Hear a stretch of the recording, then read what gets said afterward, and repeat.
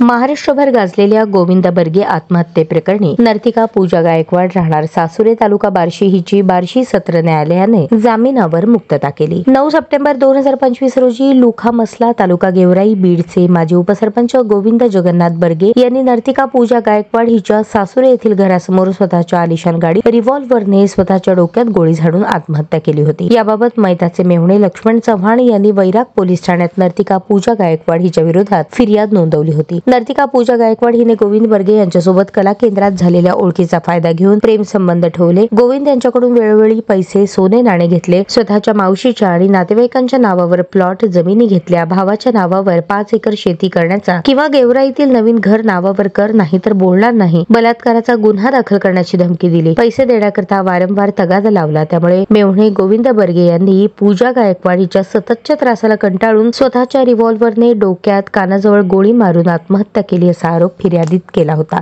या प्रकरणी वैराग पोलिसांनी नर्तिका पूजा गायकवाड हिला अटक केली।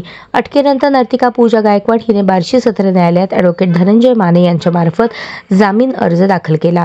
सदर जामीन अर्जाची सुनावणीच्या वेळेस आरोपीचे वकील ॲडव्होकेट धनंजय माने यांनी आपल्या युक्तिवादात पूजा गायकवाड हिला या प्रकरणात केवळ संशयावरून गुंतवले आहे।